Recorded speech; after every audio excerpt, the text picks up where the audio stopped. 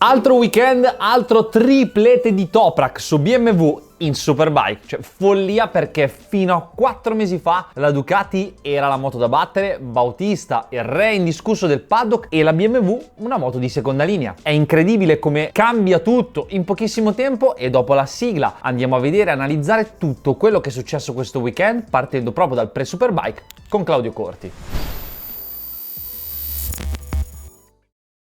Ad Donington non ci ero mai stato e per questo volevo l'aiuto di un grande campione come Claudio Corti, ma siccome le piste sono piste e hanno dei rettilinei ed hanno delle curve tutte quante, da ignorante mi sono fatto una domanda che poi avevo fatto a Claudio. Poi arriviamo alle ultime due curve e lì ci si ammazza. Tu come vedi questa cosa? Negli ultimi due tornantini, per come tutti abbiamo visto guardare Toprak nell'ultimo periodo, Sì, in un corpo a corpo potrebbe guadagnare secondi, non decimi. Ok. Per come la mette lui di traverso. Ed è proprio la frenata il centro e il tema caldo del weekend, perché mentre Toprak sbaraglia la concorrenza in pista, al muretto giustamente i suoi rivali cercano e ne cercano di ogni per frenare l'inarrestabile momento del turco. Infatti pare che Ducati abbia chiesto un chiarimento sull'altezza sella usata da Toprak, ma per quale motivo? Detta proprio in soldoni, 30 anni fa la posizione del pilota considerata racing era quella di un retrotreno abbastanza alto, il pilota seduto in alto e i manubri bassi. Con il passare del tempo, durante lo sviluppo, questa tendenza si è invertita, spostando il pilota sempre più in basso e i manubri sempre più in alto. Questo perché le moto di oggi vanno sempre più forti, le gomme di oggi sono sempre più performanti e soprattutto perché si frena molto di più e per molto più tempo. Quindi la stabilità in frenata e il balance della moto sono fondamentali, soprattutto in una categoria dove il livello è altissimo. Se ci fate caso, infatti, negli ultimi anni MotoGP e Superbike sono sempre più alti davanti e il posizionamento della triangolazione sella, pedane e manubri ruota sempre di più all'indietro e verso il basso. Questo perché aiutiamo ad abbassare il baricentro generale, a portare più peso in basso ed aiutare la moto nella dolorosa fase del trasferimento di carico dato dalla frenata. Quindi cosa è successo? Ad Assen BMW porta sta benedetta sella e Toprak vince la prima gara di BMW in gara 2. A Misano triplete, a Donington triplete. Questo è 7 gare che vince e Ducati pare che abbia chiesto un chiarimento alla FIM riguardante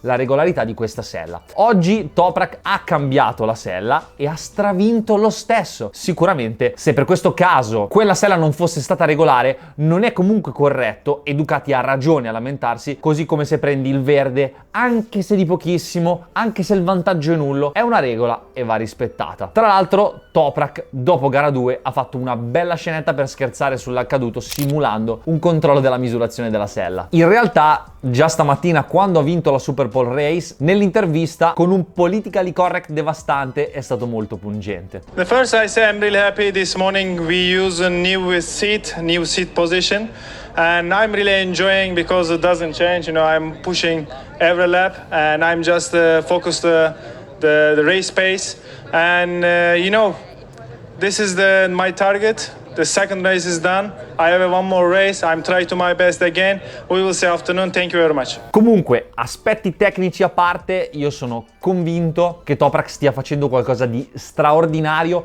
e se dopo Misano si era parlato molto di MotoGP per lui, ora ha confermato che rimarrà in BMW almeno per l'anno prossimo e se questo è l'andazzo, vita dura per tutti qui. Comunque, se vi ricordate bene, con Claudio nel pre-Superbike avevamo detto che Secondi, non decimi. Ok.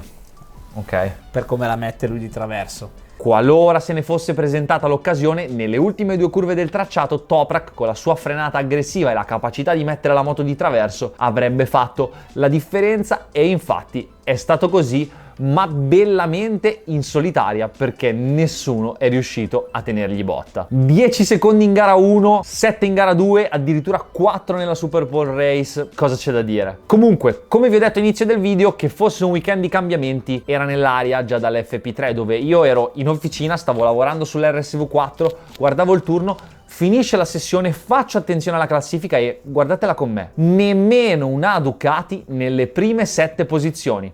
Poi questo non vuol dire nulla perché nella FP3 i team possono scegliere di utilizzare tattiche diverse per la messa a punto, alcuni non fanno nemmeno il time attack, ma vi assicuro che nel 2023 questo scenario non sarebbe stato sicuramente possibile. L'Inghilterra ha anche dato fuoco a 3 local rider che avevano bisogno di un riscatto, ed il primo è Johnny Ray, che torna sul podio con un ottimo terzo posto in gara 1, e Scott Redding, del quale dopo la Super Pole, e ha fatto terzo, avevo una paura matta che fosse solo un fuoco di paglia da giro matto, invece ha fatto 2 gare molto consistenti, considerando che sono un paio d'anni che non si vede là davanti. Fuoco in pista per Scott, ma come al solito anche nelle interviste, dove non si perde mai l'occasione di dire la sua, e con Bautista continuano a dirsele di santa ragione. Bautista dice che guardando le BMW, eccetto Toprak, alla BMW mancano appunto piloti forti. Redding che risponde che Bautista sia stato un pilota di fascia media per tutta la carriera e che ora che non ha la moto migliore denigra gli altri, e che perché siccome è un padre di famiglia non è il massimo fare ste cose.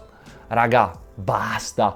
È vero, cioè per i gossipari fighissimo, pensiamo a guidare. A proposito di Bautista, Shorts nel pre-Superbike aveva detto che lo stile pulito di Alvaro avrebbe potuto pagare in termini di distanza di gara, infatti. È anche vero che la guida pulita potrebbe pagare a Donington nel consumo della gomma specialmente, quindi secondo me uno stile che può avere Bautista lì potrebbe pagare sulla lunga distanza. In gara 1 ha concluso a podio, superando anche Bulega e togliendogli il terzo gradino del podio. Altro personaggio inglese che chiude a podio è Alex Close, che con la Kawasaki fa molto bene, chiude a podio tutte e 2 le gare lunghe e zitto zitto è quarto in campionato dietro Toprak, Bulega e Bautista, e davanti a tutte le Yamaha. Il fratello Sam Lowes, che reputo personalmente un ottimo pilota, comunque non ha ancora trovato proprio la quadra di come approcciarsi alla Superbike e agli pneumatici Pirelli, e questo è sintomo di 2 cose, ovvero che non è vero che le derivate di serie sono di serie B e che il livello attuale è altissimo. Piccola parentesi se la merita Bulega, che in Ducati Aruba dovrebbe essere il compagno di squadra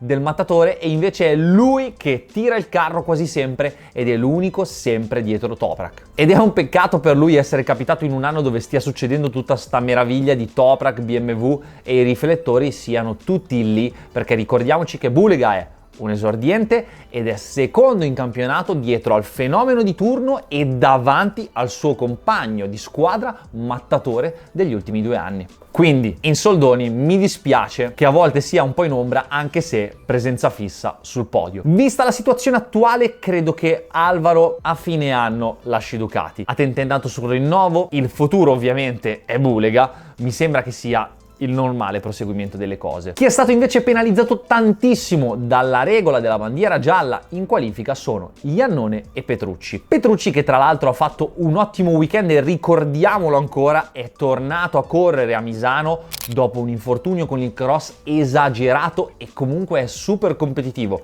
In un'intervista si è lamentato della regola della bandiera gialla facendo il paragone con la MotoGP. Giustamente Danilo dice: scusa, se la regola della bandiera gialla cancella il giro veloce dei piloti che stanno passando in quel settore, può avere senso quando, come in MotoGP, ci sono 11-12 piloti in pista, mentre in Superbike non c'è la divisione in 2 gruppi e quindi ci sono 22-23 piloti. Infatti, se guardiamo il cronologico degli avvenimenti della sessione della Super Pole, dal minuto 17 fino alla fine della sessione, e sono di 20 minuti, praticamente gli ultimi 3 minuti, quelli dove si fa il tempo, la bandiera gialla è rimasta esposta perché l'incidente di Sam Lowes non era ancora stato risolto, e quindi tu puoi continuare a girare quanto vuoi, ma siccome la regola dice che non si può fare il giro veloce in regime di bandiera gialla, è inutile anche girare. Petrucci mi pare avesse fatto quarto o quinto, immaginate, è partito 13esimo. Comunque, se partire dietro non è stato un problema, anche partendo 13esimo, ha chiuso 7º, 9º e addirittura 6º in gara 2. Bravissimo come sempre, con il cuore in mano a dare il 1000 per 1000 anche se non è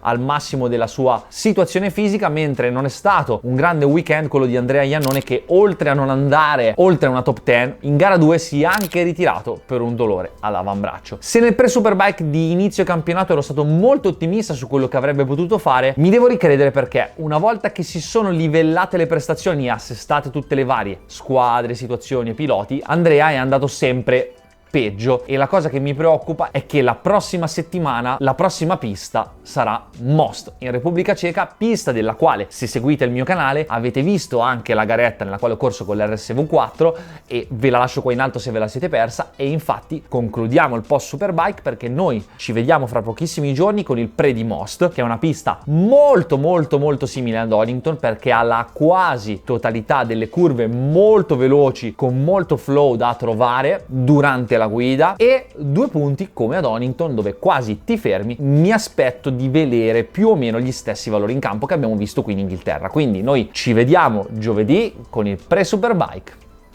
Ciao! Little angle and possible more push to braking.